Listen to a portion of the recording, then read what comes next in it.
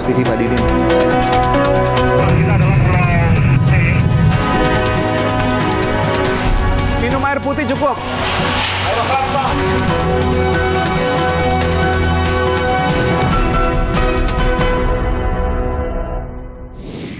Kota Surakarta, Gibran Raka Buming Raka dengan Teguh Prakosa. Merdeka! Merdeka! Gibran! Gibran!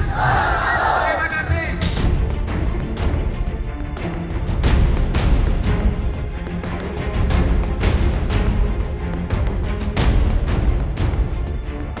Rekomendasi ini untuk Dr. Andes Haji Muhammad sebagai bakal calon wali kota Kota Tangerang Selatan dan Mbak Rahayu Saraswati.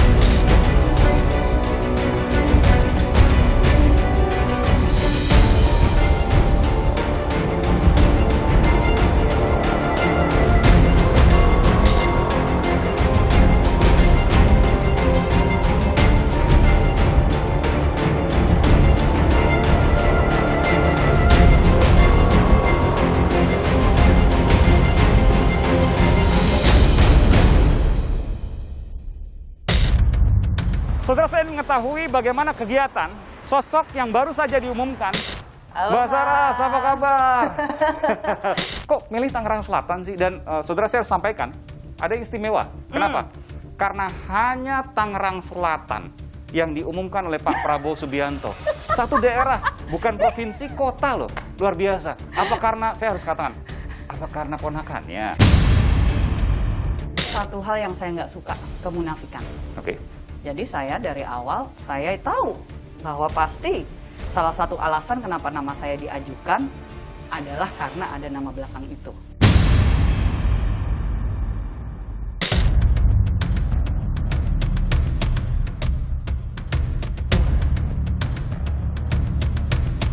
Satu hal yang kemudian terjadi, saudara, yang kita harus kemudian juga tanyakan kepada Mbak Sarah, adalah politik identitas. Tahun 2017 saat Pilgub DKI Jakarta.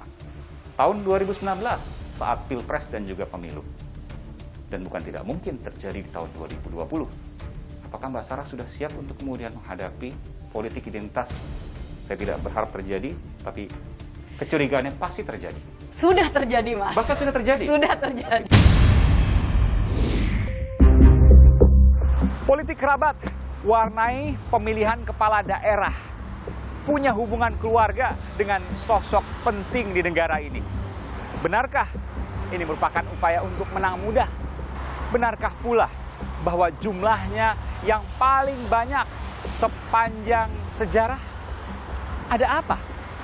Saudara saya Aiman Wicaksono, ikuti saya dalam Jerat Politik Kerabat.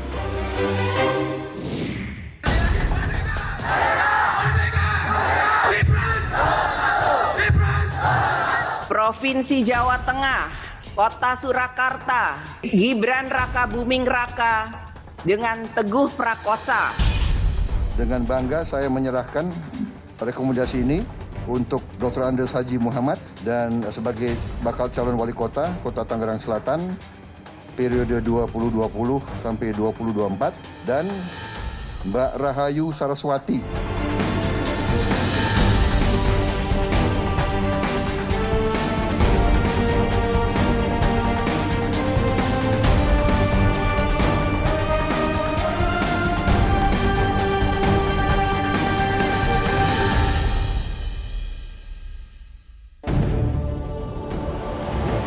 The show must go on. Setelah sempat mandek terimbas corona, rencana gelaran pemilihan kepala daerah Pilkada serentak 2020 dilanjutkan.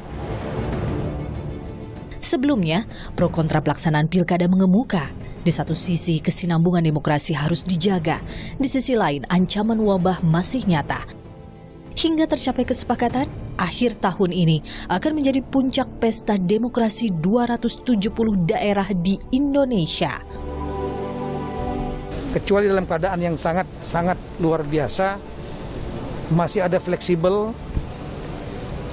ke tahun 2021. 270 daerah ini melakukan kontestasi dan isu yang harus kita angkat adalah isu sentralnya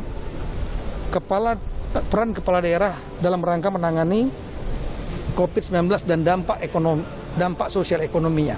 Selain tentunya tugas yang paling utama adalah pembangunan untuk kesejahteraan rakyat yang lebih baik di daerah masing-masing. Saat wabah merebak, tahapan pilkada sempat berhenti.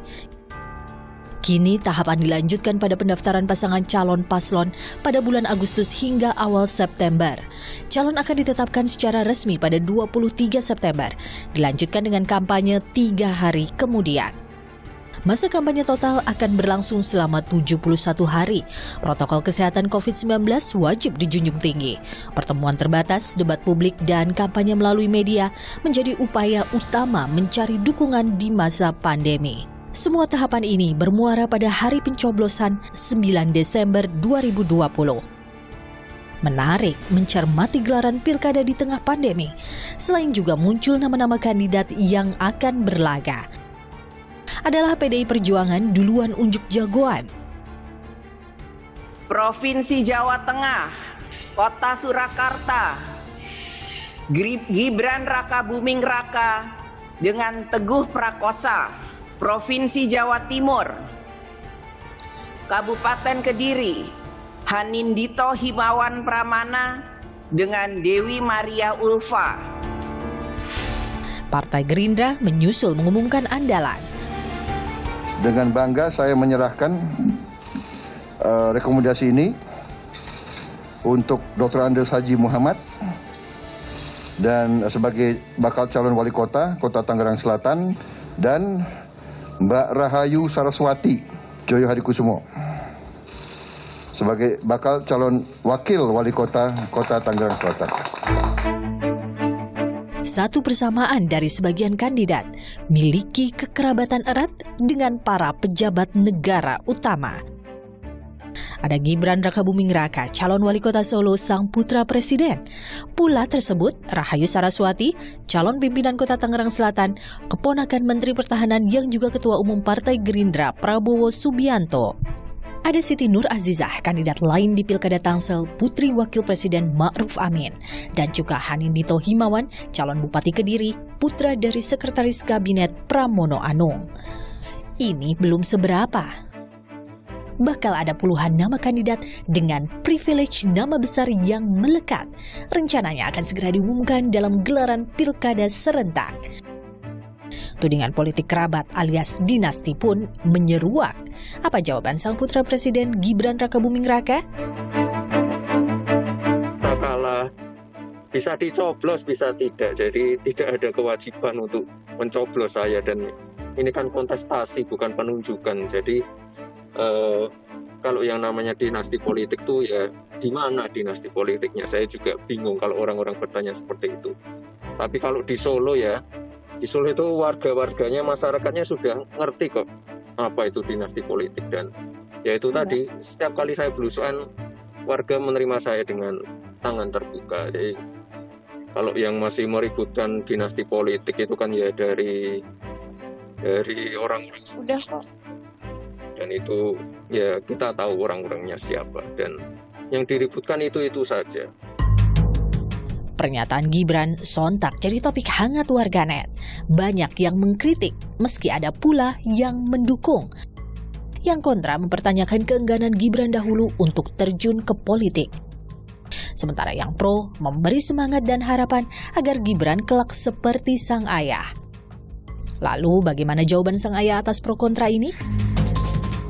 Itu kan sebuah kompetisi. Kompetisi itu bisa menang, bisa kalah.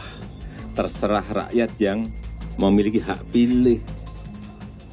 Siapapun punya hak pilih dan hak dipilih. Ya kalau rakyat nggak memilih gimana? Ini kompetisi, bukan penunjukan. Beda, tolong dibedakan. Sebelumnya, langkah Presiden Joko Widodo bertemu Ahmad Purnomo, ex-rival Gibran di Istana Presiden. Pertemuan sehari sebelum pengumuman rekomendasi PDI Perjuangan terhadap Gibran dianggap rawan konflik kepentingan. Benarkah politik kerabat digunakan sebagai jalan pintas untuk menang? Adakah bahaya bagi demokrasi? Atau justru sebaliknya sah dilakukan? Ikuti Aiman yang akan berkeliling mewawancarai para sosoknya, kali ini dengan salah satu kandidat. Saudara, saya mengetahui bagaimana kegiatan sosok yang baru saja diumumkan, Rahayu Saraswati Joyo Hadikusumo. Ia merupakan putri dari adik Prabowo Subianto, yakni Hashim Joyo Hadikusumo. Bagaimana kemudian ia berkiprah selama ini?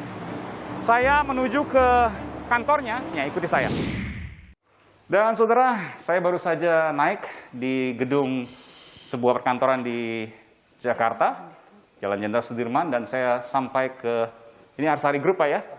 Iya, milik Pak Hashim Joyo Hadikusumo. Dan saya akan menuju ke putrinya, yakni Rahayu Saraswati Joyo Hadikusumo. Ikuti saya saudara, izin ya Pak? Halo, Mbak Saras, apa kabar? Kita tetap harus Jaga physical jarak distancing. ya. Baik, terima kasih. Tapi ini luar biasa ya, saya baru ketemu dengan Mbak Saras. Mbak Saras juga ternyata punya kegiatan di PT Arsari milik Ayahanda. Sebenarnya ini habitat saya aslinya, Mas. Habitat asli? Habitat Jadi aslinya gimana justru di sini. Istilahnya, ya apalagi karena sudah tidak di DPR lagi ya. Iya. Berarti memang dari kemarin saya kembali untuk membesarkan perusahaan keluarga. Oke. Pendidikannya ini soal acting film, betul ya? Iya, itu latar belakang saya, memang passion saya dari usia 14 tahun itu. Oke. Jadi kira-kira kalau ke Tangerang Selatan, apa kaitan antara acting film dengan Tangerang Selatan nanti? Apakah kemudian akan dibuat sentra-sentra seni yang kemudian menangkap industri kreatif? Keren itu, boleh. Nanti saya juga ingin tanya, saudara, ada banyak kemudian pertanyaan, termasuk juga politik identitas, soal agama, yang mungkin sekali kemudian akan menjadi pertarungan. Meskipun kita bicara untuk menghindari, tapi rasanya sulit untuk kemudian tidak membicarakan hal itu. Boleh nanti saya tanyakan Mbak? Betul, tapi kita sekalian masuk ini kayaknya rada aneh kan dari tadi kita ngobrolnya justru terima kasih Mbak Saras. tengah hallway gini.